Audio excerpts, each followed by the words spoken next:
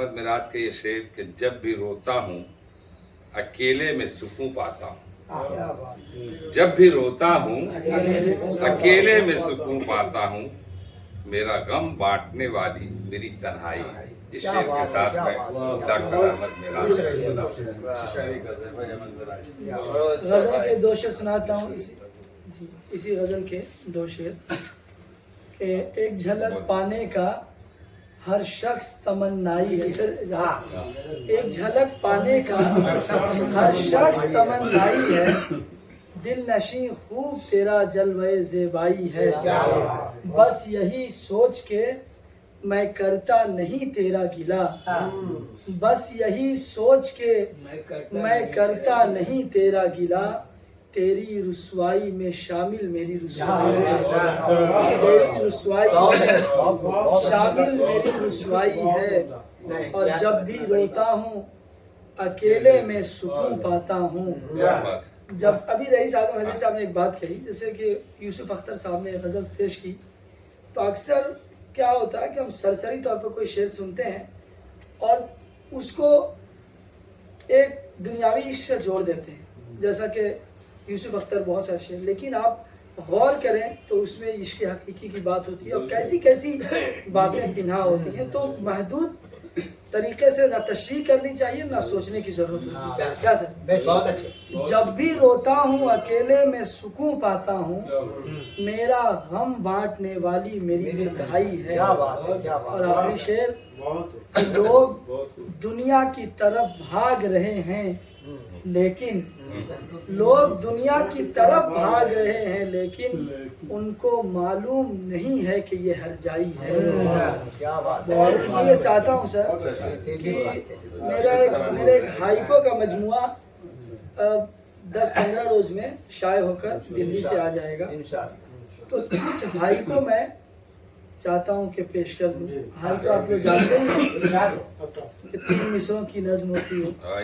میرے استاد محترم حلیم صابر صاحب کی کتاب آئی تھی ہائیکو پر مشتمل، وہ غالباً بنگال میں ہائیکو کا پہلا مجموعہ ہے، بنگال میں کہ کسی شاعر کا، اور اس کے بعد فراغ روی صاحب کا ایک مجموعہ آیا، اور اکبر شرائع اکبر چوتھا مجموعہ اس خاکسار کا ہے۔ کچھ ہائیکو میں چاہتا ہوں کہ سن لیں سر، سن لیجئے، 5 ہائیکو سر سنا دوں۔ ہائیکو ہے کہ کیسا موسم ہے باغوں میں کلیوں کو بھی کھلنے کا غم ہے۔ کیا بات ہے، کیا ایک ہائیکو مکمل۔ کیسا موسم ہے، کیسا موسم ہے باغوں میں کلیوں کو بھی کھلنے کا غم ہے۔ ایک اور ہائیکو دیکھیں سر، گھر کا دروازہ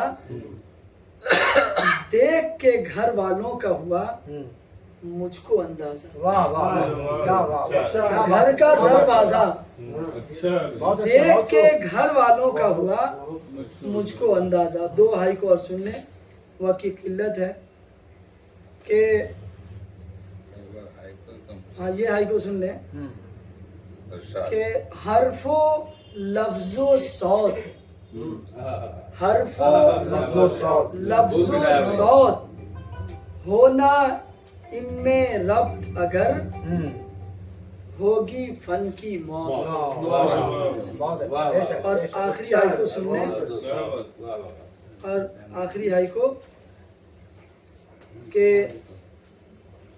آنسو کی مالا، آنسو کی مالا میری پلکوں نے اکثر، آنسو کی مالا میری آنکھوں نے اکثر پلکوں پر ڈالا۔ اور آخری ایک اور ہے تو آپ سن لیں کہ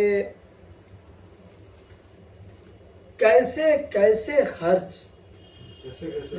کیسے کیسے خرچ، یہ جو تجربہ کار لوگ ہیں یہ بتائیں، ہم نے تو دنیا کم دیکھی ہے، کیسے کیسے خرچ ہو جاتا ہے جیون بھی ایسے ویسے خرچ، کیسے کیسے خرچ ہو جاتا ہے جیون بھی ایسے ویسے خرچ۔ یہ